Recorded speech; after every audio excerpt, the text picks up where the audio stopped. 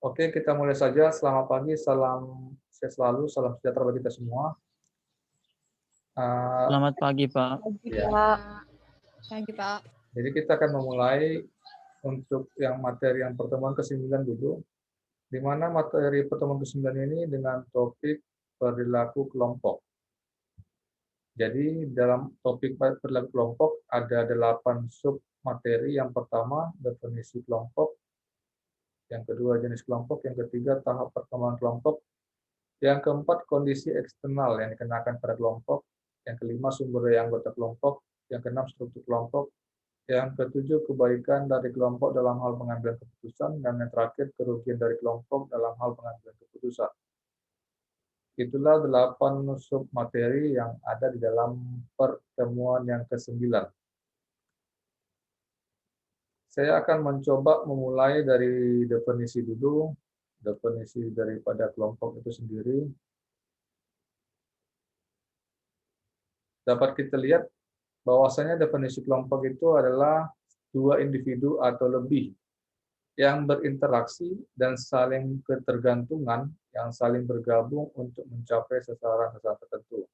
Seperti yang kita ketahui bersama bahwasanya memang kelompok itu terdiri dari beberapa individu ya, beberapa individu yang saling berkomunikasi dan saling ketergantungan. Tentu mereka bergabung untuk melakukan sesuatu guna mencapai sasaran ataupun tujuan yang mereka inginkan bersama.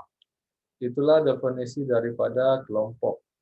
Yang selanjutnya jenis-jenis daripada kelompok yaitu yang pertama kelompok formal. Kelompok formal itu kalau diartikan sebagai suatu kelompok kerja yang ditandai yang didefinisikan oleh struktur organisasi. Jadi kelompok formal itu memang ada strukturnya. Struktur yang terdiri dari beberapa jenjang hierarki jabatan yang diisi oleh individu-individu yang saling keterkaitan, tentu memiliki tugas dan tanggung jawabnya bersama-sama. Kalau kelompok formal ini biasa dia ada di dalam suatu organisasi yang resmi. Seperti yang kita ketahui, organisasi itu banyak, ya kan? Organisasi bisa di bidang sosial, organisasi di bidang agama, politik, maupun organisasi di bidang bisnis. Jadi organisasi formal ini dapat disubklasifikasikan menjadi dua kelompok. Yang pertama, kelompok komando. Kelompok komando ini merupakan seorang manajer dan bawahan-bawahan langsungnya. Artinya kelompok komando ini terdiri dari seorang manajer yang memiliki bawahan sebagai bagian dari struktur organisasi. Contoh kalau kelompok komando ini di mana di dalam suatu bidang, suatu divisi ataupun suatu departemen yang memiliki karyawannya. Seperti yang kita ketahui bersama bahwa di dalam suatu perusahaan terdiri dari beberapa departemen ya, departemen atau divisi, yaitu departemen sumber daya manusia, departemen pemasaran, departemen produksi atau operasional, departemen keuangan. Tentu masing-masing departemen itu memiliki manajer. Contoh kalau dia seorang manajer keuangan, tentu dia berada di departemen keuangan, memiliki bawahan seperti supervisor keuangan, dan supervisor keuangan memiliki beberapa karyawan atau bawahan. Itulah merupakan kelompok komando. Yang berikutnya kelompok tugas adalah mereka yang bekerja bersama-sama untuk menyelesaikan suatu tugas pekerjaan. Ini kalau kelompok tugas ini seperti perusahaan membentuk suatu kelompok apalah ya, project yang memiliki tugas khusus untuk menyelesaikan suatu pekerjaan. Kalau kelompok tugas ini bisa terdiri dari beberapa personel yang berasal dari departemen-departemen. Itulah kelompok tugas. Yang kedua, kelompok informal, jenis daripada kelompok itu sendiri. Kelompok informal dapat kita lihat di sini pengertiannya itu suatu kelompok yang atau tidak terstruktur secara formal atau tidak ditetapkan secara organisasi, muncul sebagai tanggapan terhadap kebutuhan atau kontak sosial. Organisasi informal ini dapat disubklasifikasi menjadi dua kelompok, yaitu kelompok kepentingan yaitu mereka yang bekerja bersama-sama untuk mencapai suatu sasaran khusus yang menjadi kepedulian dari tiap orang. Yang subklasifikasi kedua itu kelompok persahabatan, merupakan mereka yang digabung bersama-sama karena mereka berbagi satu karakteristik atau lebih. Selanjutnya, tahap perkembangan kelompok dapat kita lihat dimulai dari tahap perkembangan yang dicirikan dengan banyak sekali ketidakpastian mengenai maksud, struktur, dan kepemimpinan kelompok. Jadi pada tahap pembentukan ini artinya strukturnya belum ada yang pasti, baru belum ada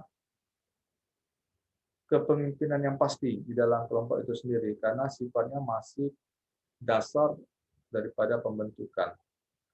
Yang berikutnya tahap keributan, ini juga dicirikan oleh kelompok dalam kelompok. Artinya masih ada sub-sub kelompok yang berada dalam satu kelompok.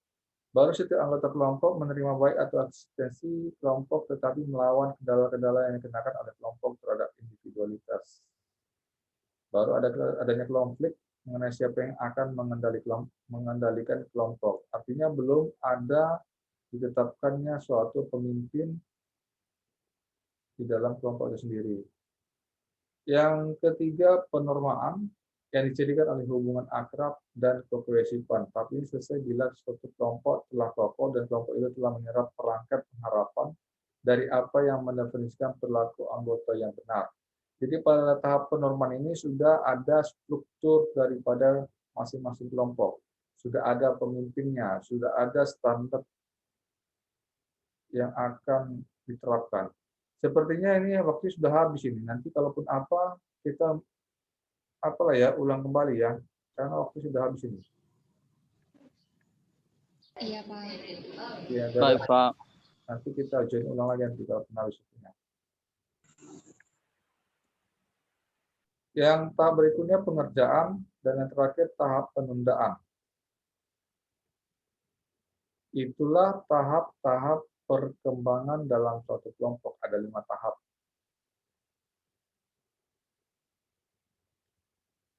Selanjutnya kondisi eksternal yang dikenakan pada kelompok. Untuk memulai memahami perilaku suatu kelompok kerja, maka dirasa perlu memandang kelompok kerja tersebut sebagai suatu subsistem yang tertanam dalam suatu sistem yang lebih besar. Artinya bahwasanya kelompok itu sangat dibutuhkan di dalam suatu komunitas, di dalam suatu organisasi, karena kelompok itu dianggap sebagai pendukung, sebagai faktor di dalam menunjang kinerja organisasi secara keseluruhan. Maka kelompok kerja itu sangat dibutuhkan, kelompok kerja itu sangat diperlukan untuk mendukung kegiatan operasional sekaligus untuk mencapai tujuan daripada organisasi secara keseluruhan. Tentunya kelompok kerja ini bisa terdiri dari internal perusahaan maupun dari eksternal perusahaan. Kalau internal perusahaan tentu terdiri dari para karyawan. Baru kalau eksternal bisa berasal dari pihak-pihak yang di luar perusahaan atau pihak-pihak yang berkepentingan. Seperti contohnya konsultan. Konsultan kan berasal dari eksternal. Itu dibutuhkan apabila ada yang tidak memiliki keahlian sehingga dibutuhkan pihak konsultan untuk membantu kinerja perusahaan atau organisasi. Baru yang selanjutnya kondisi eksternal yang dikenakan pada kelompok, yang pertama strategi organisasi, yang kedua struktur otoritas atau kekuasaan, yang ketiga peraturan formal, yang keempat sumber daya organisasional. Kalau sumber daya organisasional ini bisa terdiri dari sumber daya manusia, sumber daya modal, sumber daya material atau bahan baku, sumber daya peralatan, dan berbagai sumber daya pendukung lainnya yang dianggap sebagai faktor pendukung kegiatan operasional perusahaan. Yang berikutnya proses seleksi personil. Proses seleksi personil ini tentu berkaitan dengan perekrutan atau perencanaan kebutuhan sumber daya manusia untuk mendukung kelompok kerja tersebut. Yang keenam, evaluasi kinerja dan sistem ganjaran. Evaluasi kinerja ini berkaitan dengan penilaian hasil kerja daripada masing-masing individu yang ada di dalam satu kelompok. Baru sistem ganjaran itu seperti sistem imbal jasa atau imbalan, atau sistem kompensasi yang diberlakukan oleh perusahaan kepada masing-masing individu yang berada dalam satu kelompok. Yang ketujuh, budaya organisasional. Budaya organisasional ini yang budaya yang tertulis maupun budaya yang tidak tertulis. Kalau budaya yang tertulis itu tentu seperti seperti peraturan yang dibuat untuk mengikat masing-masing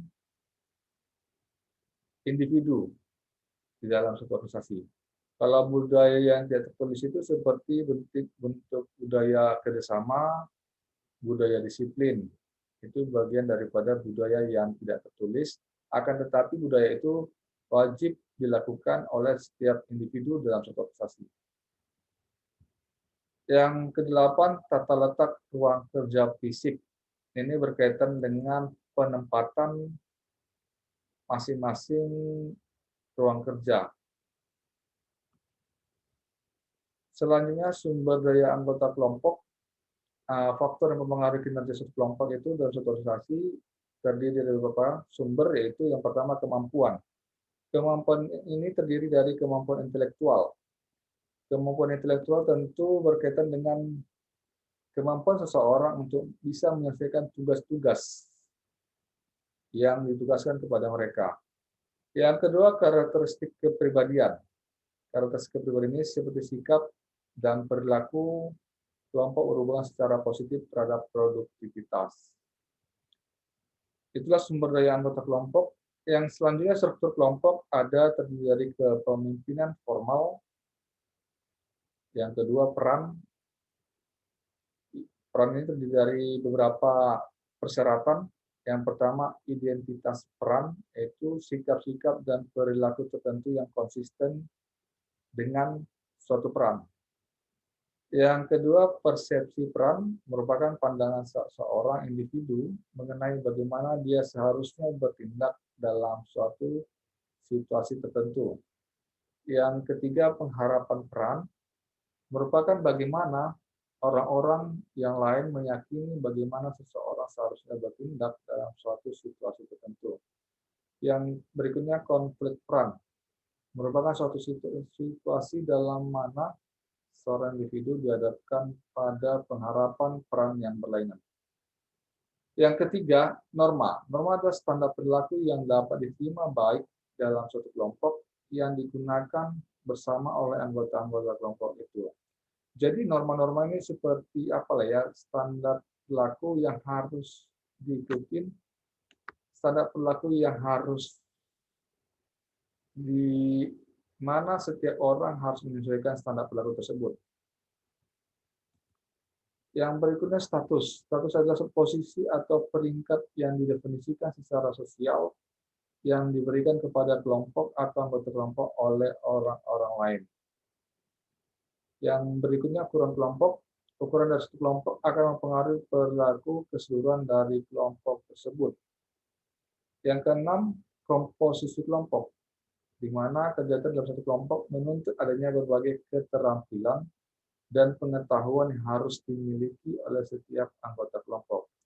Karena setiap anggota kelompok atau individu yang berada dalam satu kelompok memiliki latar belakang pendidikan yang berbeda-beda, terdiri dari berbagai keterampilan atau kompetensi yang dimiliki oleh setiap individu.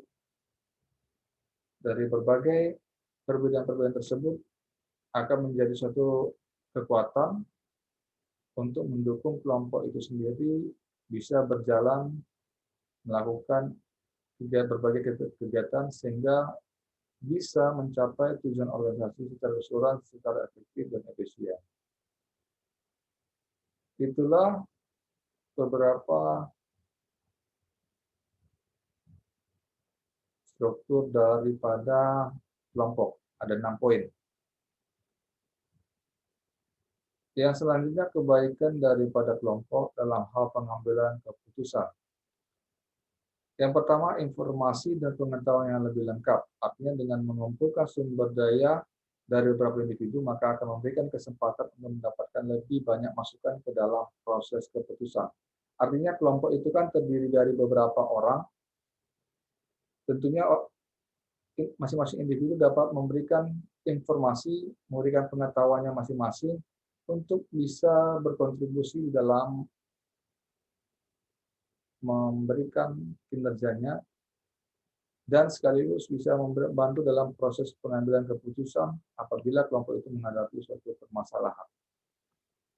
Jadi setiap individu diberi kesempatan untuk memberikan pandangan-pandangan, gagasan atau ide untuk bisa memberikan keputusan. Yang kedua, keberagaman pendapat yang meningkat. Artinya kelompok dapat menciptakan keberagaman pada proses keputusan. Hal ini akan membuat keputusan untuk lebih banyak pendekatan dan alternatif yang perlu dipertimbangkan. Artinya tadi, karena kelompok itu terdiri dari beberapa individu yang memiliki latar belakang pendidikan yang berbeda-beda, memiliki latar belakang pengetahuan atau keterampilan berbeda-beda, tentu itu akan memberikan